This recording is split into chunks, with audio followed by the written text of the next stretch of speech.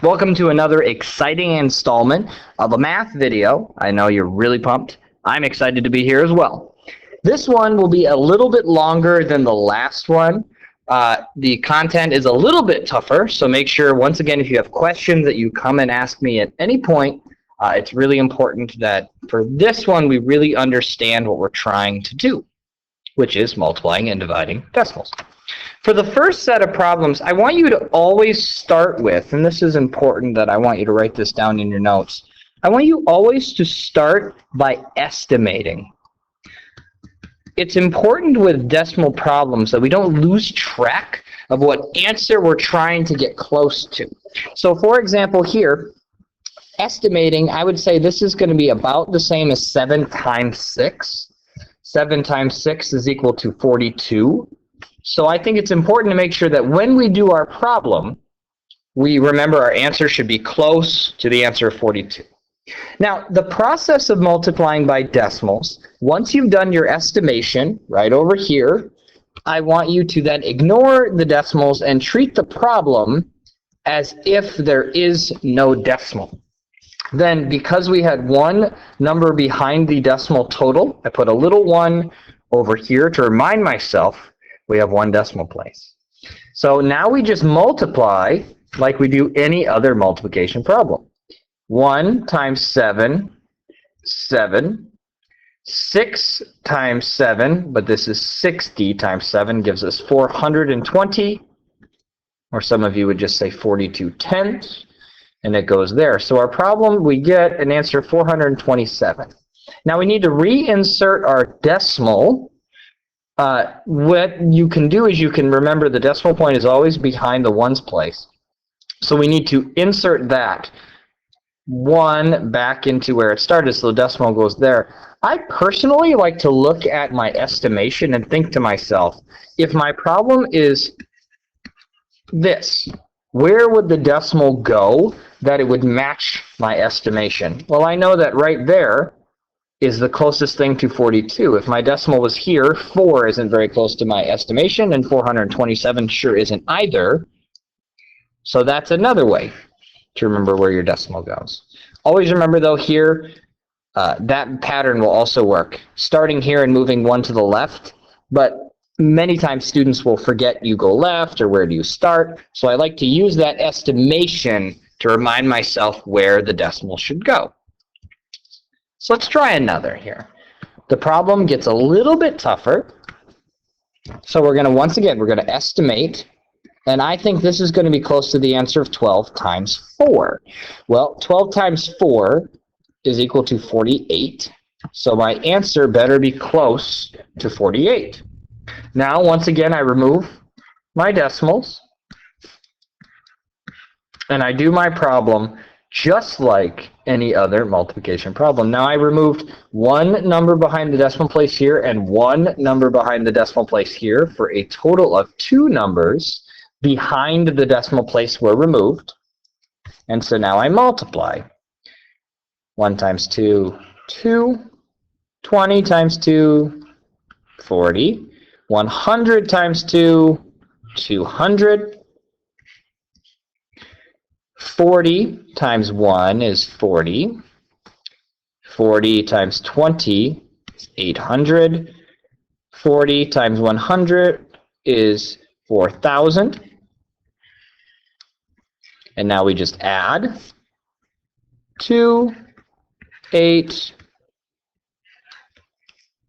0 there, and a 5 there. So that's currently the number that we have.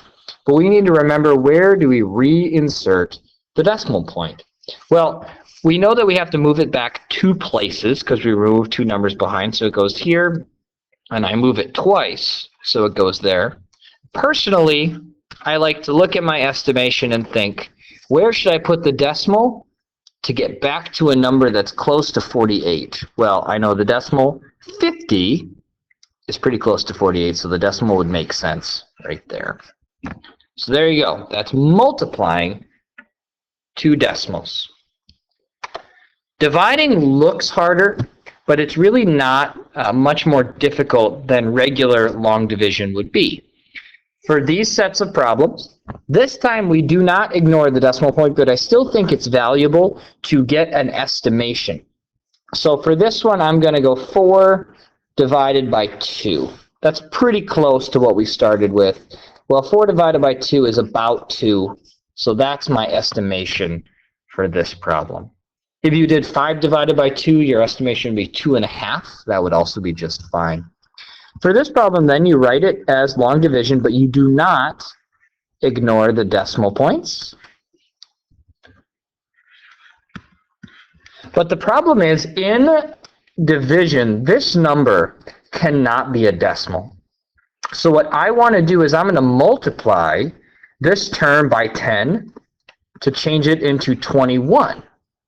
But if I multiplied this term by 10 and I moved the decimal 1 to the right, then I have to do the same with this number and move the decimal 1 to the right as well. So I end up getting 48 3/10. So now do you see how I changed 2 1/10 and 4 83/100 into the problem below? Now that the number I'm dividing by is no longer a decimal, I can do long division just like I've always done. I know that I can divide 2 into 48 2 times. So that gives me a 42 down here. I subtract. So I have the number of 63. Now I notice the decimal hanging out right there. That goes right up to that spot. And now I just continue the division like I always have. 63 divided by 21, that can be divided 3 times. So my answer ends up being 2 3/10, which I look over is very close to the estimation that I started with. So let's do one more division here. I have 2 64/100 divided by 1 1/10. So now, once again, I'm going to multiply both of these terms by 10 to get rid of that decimal point. So I multiply by 10 there. And so this turns into 26 4/10. I almost forgot to estimate my problem. Well, this is about 3. This is about 1. 3 divided by 1 is about 3. So my answer should be somewhere in the range of 3. So now that I've gotten rid of the decimal, I can multiply like I had before. 11 can divide into 26 2 times. The decimal point is going to move up right to there. 2 times 11 is 22. I subtract. 44 can be divided by 11 4 times. And there is no remainder here. So my answer is 2 4/10. Which is very close to my estimation of 3. So we're going to give you 2 problems. I want you to try them on your own, see how they go, and then I will go through the solutions. For this problem here, the way that I would estimate it is I would do 1 divided by 2.5, or 1 divided by 2, which I know is less than 1. I don't care what the exact number is because it's an estimation.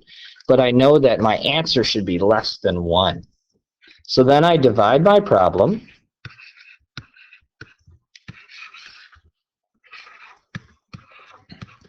I'm going to move the decimal 1 over, and I'm going to move the decimal 1 over. So that goes right there.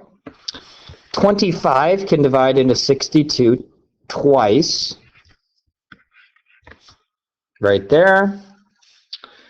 So it ends up being 125 down here, which can divide in 5 times. So my answer for this problem is 25/100, which makes sense because my estimation said it should be less than 1. The estimation for this problem is equally difficult. It's 2 numbers that are less than 1 times each other. So once again, I should get an answer that is less than 1. So then I ignore the decimals. And I have 2 numbers behind the decimal here, 2 numbers behind the decimal there. for a total of 4 numbers behind the decimal point.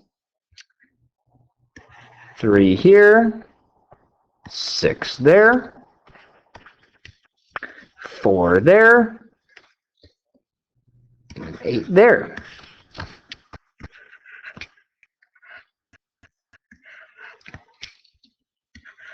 Now here's where it actually gets pretty tricky, because I needed to move the decimal point 4 times. So it might be tempting to say you stop right there, but actually we need to move it 1 more time and include an extra 0 right there. So my actual answer on this problem